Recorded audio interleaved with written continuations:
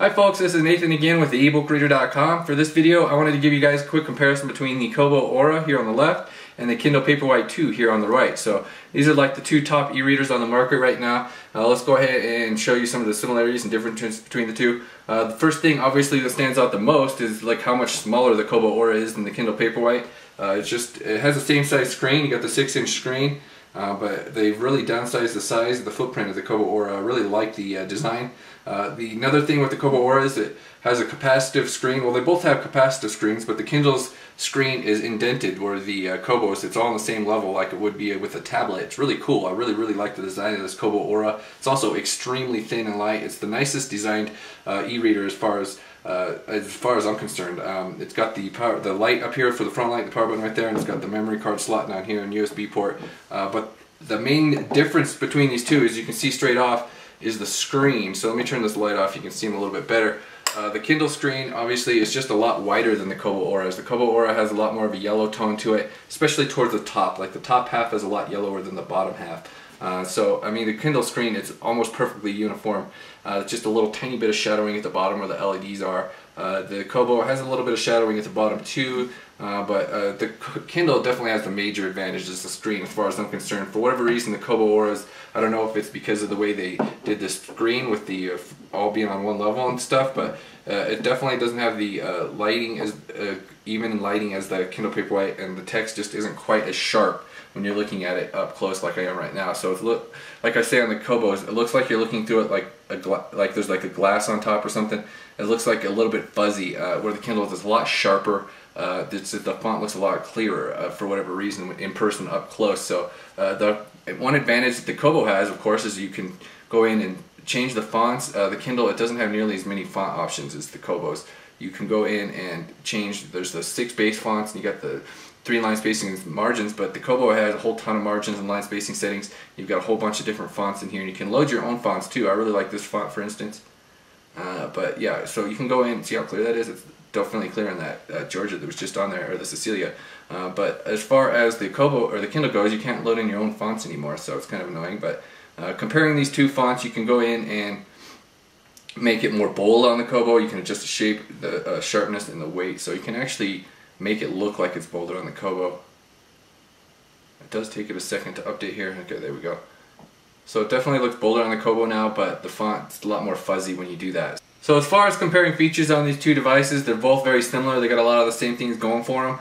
Obviously the biggest advantage with the Kobo, it's got the micro SD card slot, and it supports Adobe DRM and EPUB ebooks, whereas the Kindle, it just supports the Amazon formats, but you can always convert EPUB to Mobi and they display on the Kindle just fine. So it just sort of depends on how you want to go about your ebook library. So as far as like the on-screen features, they both have like this estimated reading speed, this little estimated reading timer thing right here.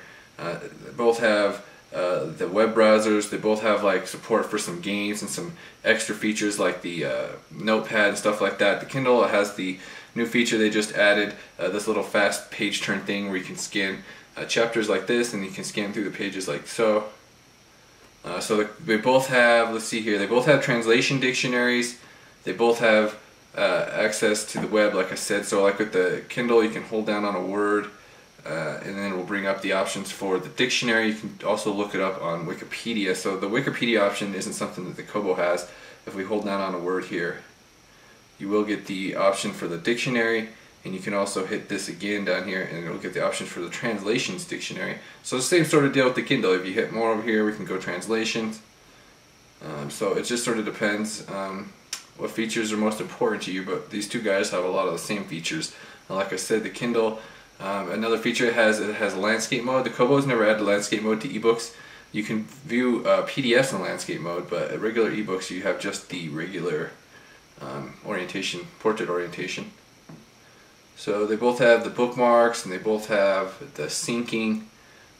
See, the Kindle kind of does bookmarks a little differently, where you can sort of preview the bookmark now on the new Paperwhite 2. So if you hit your old bookmarks, it pops the whole page up right here, and you can quickly jump to that as well. As you can see, one thing that Kobo does is they like to have the title of the book at the top and then the page number at the bottom, so it does waste more space on screen than the Kindle, which goes all the way top to the bottom, and then it has this info down here. You can actually get rid of this on the newer update, but on the Kobo, of course, you just have There is no way to get rid of the top and the bottom unless you install this thing called Kobo Patcher, and it only works on certain firmware. It's a pain in the ass. So as far as the home screens go, the Kindle has the same home screens it's always had, or the Paperwhite is, that is. You got the book covers, the same sort of deal with the Kobo. They do tiles though. You can also get like other things on here, like it shows the web articles from Pocket, and the web browser shows up on here where all that stuff's sort of in the settings menu for the Kindle. You still have the same sort of like sorting options. So if we go over here in the library for the Kobo, you got the books, the newspapers, and you got the different sections, sort of like the Kindle right there. We've also got the different sorting options. You can display just the cover view, or just the hide the covers, so you can just display the list if you want. Okay guys, so I'm going to go ahead and wrap up this video review right here. Check out the ebookreader.com for some additional information. I'll have the written review where you can sort of compare everything side by side with these once I get that published. It might be a couple of days, but I will have that posted here, and you can check that out with some comparisons as far as the specs goes. The Kindle, like I said, has the better front light, has the newer tech, screen tech, the Carta screen tech. The Kobo has a better design in my opinion, and it's got the SD card slot, so it just sort of comes down to what platform you want. And I mean, the features are a lot of the same between these two devices, so it just sort of comes down to some of the like the front light and the if you want to go with Kobo store or Kindle store. So I'll have some more information, like I said, in the written review, so check that out, and thank you for watching. Goodbye.